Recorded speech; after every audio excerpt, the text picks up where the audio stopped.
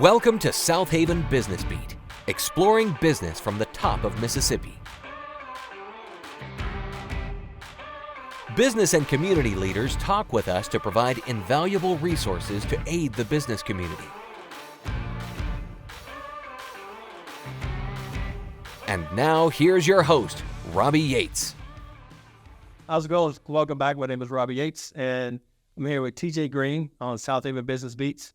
And TJ, we're going to dive into learn about your business and what got you into digital marketing. So, and first of all, man, TJ, thank you for your time. Welcome to the show. Yeah, thank you for having me. Yeah, absolutely. So, I know a lot of people feel like they dabble with digital marketing to some degree. What was the point that led you into digital marketing? So, I started my company doing animation for smaller businesses to help them market their business. Mm-hmm. And so, as I was doing it, I would run into a lot of clients who not only did they not understand animation, but they didn't understand how to use animation in their marketing, or they didn't have a marketing plan. So digital marketing came about as a step back. Instead of going straight into the animation, let's at least first, do you know who your target audience is? Do you have a map to turn a stranger into a loyal customer? And that's kind of how we started going into digital marketing. And so really, digital marketing was like that first step before we do anything else with a client. Like first, do you have that set up before we can even go through anything else? Yeah. I know it's probably tough to pinpoint one thing, but if you could say what's, some of the important things for a small business or business they can use when it comes to marketing, what is something that they really need to do?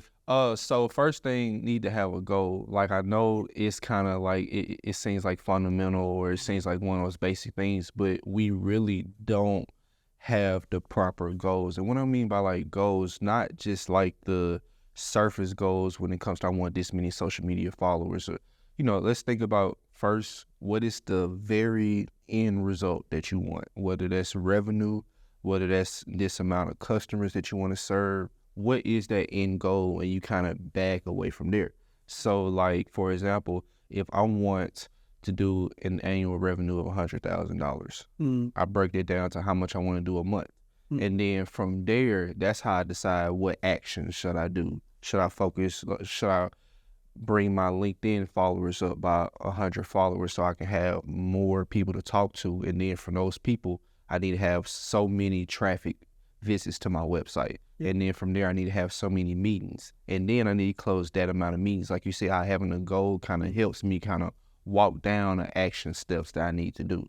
Yeah. So like having a goal, I think, is probably one of the most important things that we may miss sometimes, because it's hard for you to really know what actions or what things you should do when it comes to digital marketing when you don't know where you want to go. Yeah.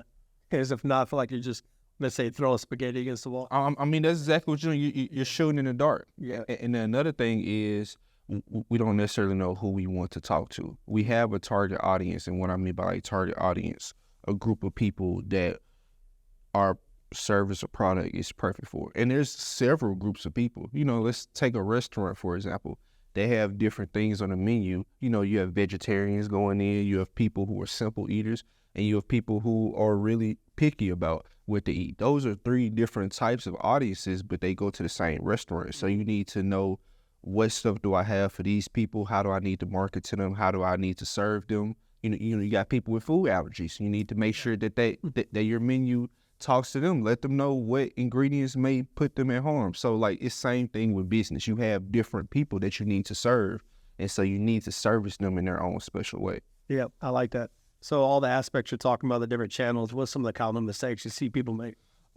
So common mistake, making marketing harder than it needs to be. Like, marketing is already hard, but what makes it even harder is really our mindset. Like, because think about how long it may take you to do a certain action or start posting consistently, or whatever it is that you feel like you need to do. A lot of times we make it more complicated than what needs to be done. What needs to be done is we need to have a plan and we need to execute. We're going to mess up. We're going to fail. Yeah. You got to give yourself enough grace to start. Because if you focus on trying to get it perfect, you never really start. And so one of the hardest things when it comes to marketing, especially social media marketing, is that execution, being consistent with the execution. That's because we overthink it a lot. So I would say keep it really, really simple when it comes to marketing. I'm talking about like simpler than you think it needs to be. Like 1 or 2 social media platforms, and just kind of dive into it. Just talk about what your business is. Just talk about common questions that you get a lot of times. Just don't think that you have to do what Coca-Cola does, because Coca-Cola didn't do what they did until now. Every business has to grow to that. So give yourself grace and just start. So a lot of times we don't start. Yeah. I think that's a very common mistake right there. Where they say it's paralysis by analysis. Yeah. Like you just over-evaluate things. And that's with everything. It's not even just with marketing. So I've learned to give myself grace and allow myself to mess up, because if you want to be honest, let's think about it. You really learn the most stuff in your life from experience. Yeah. After you did something and see there's a better way to do it, then you kind of get better at it, you know. If somebody's going to be open to realize you're right, I'm going to improve my business. Right. So you brought a good point. So you need to evaluate your decision. You can't just keep doing something. You also need to review it, evaluate. Am I getting the results? Am I, look at the type of post you're putting out. Is that something that you want to read? Mm-hmm. So like, I know as business owners, it's hard for us to see everything from an outside point of view, but social media, just kind of reviewing through your page is a good way to kind of get that outside point of view. Act like you're a potential prospect and just look over your page. Does it make sense? Mm-hmm. Things like that. Yeah. I like how you said, you're going to make a mistake, but it's okay. Yeah, it's okay. Everybody makes one. It's all right. Yeah, because if you think about social media, do you ever, like, of course it depends on the post, but do you ever see a post from a business and be like, man, that was a horrible social media post, I would never go? Like, like you really don't do that. Like, the most you're going to do is just ignore it. Like, you just scroll past it, and that's what your potential prospects are. If you make a post that doesn't make sense or doesn't give them all the answers to their question, they're not going to shame you, or they're not going to just not buy it. They just may not see it or may scroll past it. So there's really no downside. Yeah. Well, you touched on a good point. You said it may not see it because I could put a post out there, right? And or somebody, or one person could, and they may pick it apart and like, I made a mistake here and here, but somebody else, like you said, they're not going to see it. They're not going to know the mistake. No. Only you're going to know the mistake. Yeah, because you got to think about how many posts do you, like, depending on how much you're on social media, how many posts do you see a day? That's a good question. I don't even know. Exactly. Prospects are the same way. They're not going to remember that post past 3 seconds, because they're getting so much information thrown at them. They're not going to focus on, they're not just going to stop and be like, TJ had this, said this by his business, or he didn't answer it. They're not really, it's really no downside to it. Now, you can't just make a controversial post. That's a whole nother different thing, like, outside of those things. Absolutely. Yeah. Yeah. Well, you touched on about having goals. What are some actionable steps you can see a business doing to improve their marketing? So, of course, first thing is goals. Yeah. Second thing you need to do, your target audience, and what you need to do is create what's called a target audience profile. Mm-hmm. Get things like demographics, which their age range, possible gender if that matters, what region, location are they in, those demographics, and then look at the psychographics. What are their pain points? What are questions that they may ask you? What are, like, why is it that this group would need it? So let's say my animation business. Demographics, I realized between 30 and 55-year-olds, I was going to deal with people in marketing positions. Of course, I can service anywhere, but in the southern region, I have more of a physical touch that I can do. If I wanted to reach out to people in California, I know that it's going to have to be through social media. So me knowing these things kind of helped me cater how I can communicate. So, if I want to reach marketing professionals here in the local region, I need to join my chambers, my Southaven chamber. I need to get a network group. I need to get out there. So it kind of helps you formulate a plan when you have a target audience and kind of pick up, build a profile. Yeah. Because you want to know the secret. Coca-Cola and big corporate organizations, they've been doing this for years. Mm-hmm. This is why you keep seeing on the news that these social medias are collecting information. You got the Siri. It's because they're collecting this information to build a target audience profile to see where they need to put these advertisements. So in the small business community, we haven't been taught that, so we don't know. But that's really the first fundamental step, because kind of like what you were saying earlier, if you don't know this information, you kind of throwing spaghetti on the wall. You're just shooting in the dark. And as we know, that's not a very high percentage way to get consistent sales. The way to get consistent sales is knowing who you're talking to. We're taking a second to thank our sponsors. Follow App. The Follow App is the long-term solution for networking, instantly connecting you to those frequently missed opportunities to find the right referral partner or new client to grow your business. Wisdom Integrators. Are you a business owner and is technology getting in the way of your business? If your computers are slow, your website is horrible, or your business needs more efficiency, then it's time to reach out to Aaron Kozort and Wisdom Integrators. Would you like to be a sponsor? Contact Debbie King at 662-342-6114 for more information. Be sure to share and subscribe for more business resources. Now back to Southaven Business Beat and host Robbie Yates. And then after that target audience profile, we talked about goals, we talked about target audience profile. Next is the sales funnel. And a lot of businesses haven't heard of a sales funnel, but it's kind of like your roadmap. How am I going to turn a stranger into a loyal customer?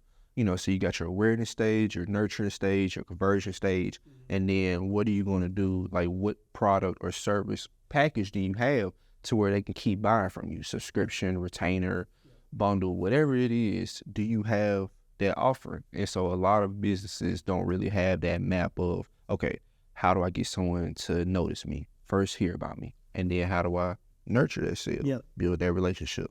And then how do I convert a prospect into a customer and then a customer into a loyal customer? So like knowing that roadmap, even though all these things, as you can see, it seems like a lot of work, but this is just the back end work that's going to, it's the missing piece. Absolutely, yeah. It's going to help somebody generate some more revenue. Yes.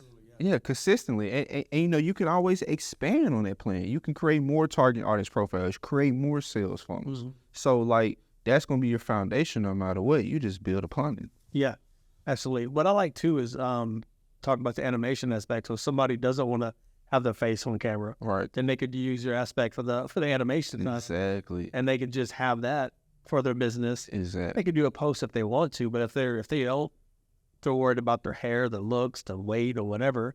But guess what? They don't have to lose weight. Yeah. Just do the animation. Yeah. And it's right there. Yeah, and there's many different facets to it because, you know, like you're saying, they don't want to be on camera, but it can also complement if you have on camera things, you know, because every piece of content has its strong points. Like every social media caters to a specific demographic. Every piece of content caters to different learning styles or give you different feelings. Like if you have real video, like if you're in front of the camera, you have a more emotional impact. You know, you can connect with somebody. They can see your face. Having animation is really strong for storytelling and education. You don't have to worry about finding a location. You can build your location from whatever you want. Yeah. And so it's real strong in storytelling. Text only, you know, if you have a short post, people can consume it in like 30 seconds or less. Yeah. And then, you know, picture with text, it gives you that little visual like a museum, and then you go see what the caption's about. So each piece of content is important. The only thing is a lot of businesses haven't had access to animation. So it's like you're missing 1/4 of the piece of content, but with animation, you kind of complete it all together. Because if you look at my social media, I don't just post all animation. I have videos of me talking, I have text, I have pictures, but I also have a strong piece of animation just so I can hit every cycle, every cylinder. I like that. There's different quadrants, and you're trying to cover all bases. Exactly. Versus pigeonhole being stuck in 2 or 3. Exactly. 4 going. Exactly. You want to be universal in your content. You want to mix it up. That's how you prevent people from getting bored or, you know, having your content look the same to where they scroll. You know, if you have a different piece, you know, you don't even have to have different content. It can be the same content. It can just look different because, you know, it takes a minute. People have to see stuff multiple times to get it anyway. Yeah. So, I mean, I can just repurpose the content into different ways. Yeah, I like that. So you talk about the content, the goal setting, and everything that encompasses, but is there anything that you think that somebody, if they want to increase their customers, what was something that you would recommend? I know you threw a lot of, is there anything else you think that like a missing piece that they could add that you would recommend? Yeah, like increase customers. So a content outline and a content calendar. If you want to be consistent when it comes to social media, which is where a lot of people get stuck at, right there, that execution piece. Make it easier yourself to execute. Go ahead and create a content outline. Content outline can come from your target audience. You remember we talked about pain points and what common questions. Create a content outline of what are common questions I get when I'm sitting in front of a prospect. What are questions they're asking me? What are things they don't understand? what are objections they're throwing at me? Because I guarantee you there are people on social media that haven't asked you, but they're thinking this thing. So if you're proactive with it, then you're able to close more sales because you're hitting the information that actually matters.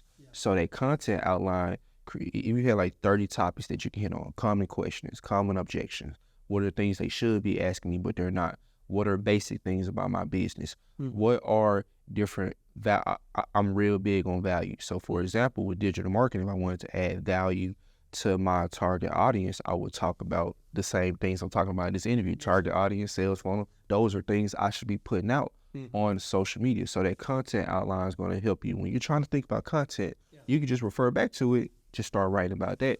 Your content calendar is pretty much letting you know on what day, when am I going to post. On Monday, I may put something motivational. On Tuesday, it may be straight value. 3, I may show a sample of my animated video on Wednesday. On Thursday, it may be hearing from my audience. What do you all want to learn about? What are some things you're struggling with in digital marketing? And then on Friday, it can be a Friday fun day, just kind of just me talking in front of the camera, just showing maybe about AI, showing AI tools, showing social media tools. So that content calendar kind of it's already laid out. So now I can either go ahead and schedule it. You can use Meta Business Suite or schedule on YouTube, or I could just copy and paste it on the day that it falls on. So you got to make it easier on yourself because social media is a full-time job, but you have other tasks that you're doing, operations, finances, go talk to customers, networking. So you don't have time to just spend all day on social media. So make it easier on yourself. So content outline and then content calendar are ways you can make it easier on yourself when it comes to execution. Yeah, I like how you're talking about easy on the execution side because you're right. People get bogged down and think, man, that's so much. I've got so much stuff to do about my business. I don't have time, but I'm not having that added component for social media.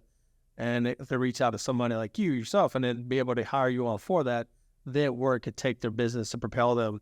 I mean, really, sky's the limit. Exactly. And even if you do outsource and bring someone else onto your team to handle your social media, you're still going to have to do a little bit of work.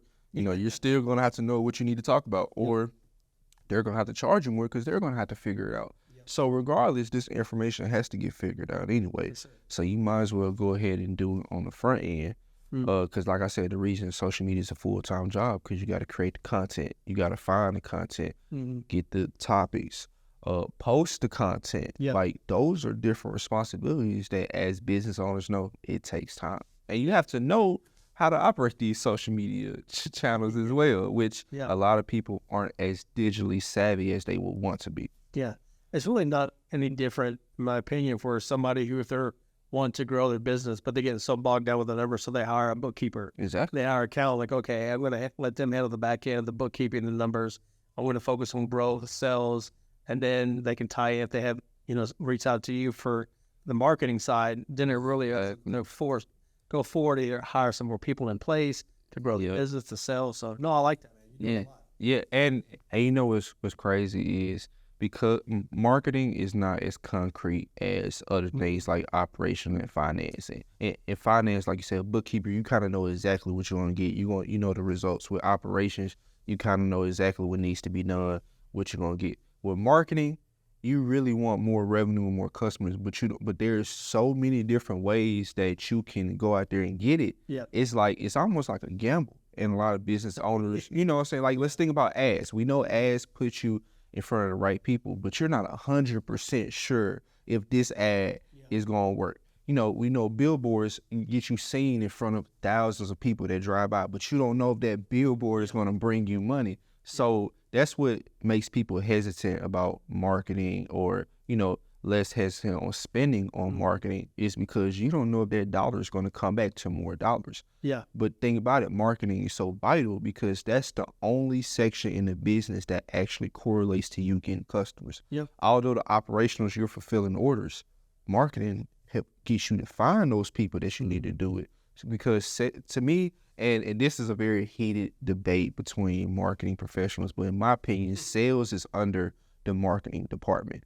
And so literally marketing is how your company makes its money. To me. Well, it's I can see how there could be a debate. Yeah. We can go down that rabbit hole. But that makes sense. Well, man, I tell you what, man, time is wrapped up fast. I greatly appreciate what you're doing. Mm-hmm. But so basically, people can get in touch with you if they want. So I have a business Facebook and LinkedIn page under TJ's Animation Workshop, and I have my personal brand business pages on Facebook and LinkedIn as well under my government name, Terrence Green Jr. TERRENCE Green like the color, and then Junior. So you can find me on Facebook and LinkedIn. I'm very active on those pages. Oh, and follow our YouTube page, TJ's Animation Workshop. Go find all our animated videos, our best animated videos on YouTube. Absolutely. One thing I will touch on that, what you mentioned about all your channels, it's all the same. So that way you can say, hey, it's here. I think if people make a mistake or they have their Instagram is different from the Facebook and then the sign in. So have it consistent across the board makes it easy to find. Right. And the thing about the only differences, again, with the social media pages or platforms are they cater to different demographics. So although my Facebook and LinkedIn, they pretty much have the same content, I have my corporate and my government entities. I put them on my LinkedIn, and my small business owners and nonprofits, I have them on my Facebook. That way, if I need to reword the captions in a specific way, of course, because those are two different operating systems, it's streamlined. I don't have to guess. Well, I have a mix of government, nonprofits, and small business on my Facebook. I'm not really, what I'm saying, everybody's kind of in the same boiling part, which when I'm separating them, now I know exactly kind of who I'm talking to, and that language can be catered to those specific people. So yeah, absolutely, yeah. Well, you got a lot going on. I appreciate what you're doing, and all the best to you. Thank you for your time, TJ. Thank you for having me. It was fun. Okay. Please visit www.southavenbusinessbeat.com for more episodes. We would like to thank the following sponsor, Pure Focus Media. Have an event coming up? Let us capture all the moments that will create memories that will last a lifetime with our professional photographer and videographer. Also announcing our new digital selfie photo booth. Book with us today. This podcast is brought to you by the Southaven Chamber of Commerce. We know relationships create commerce. Want to join the Southaven Chamber? Visit www.southavenchamber.com. Be sure to share and subscribe. Thanks for watching.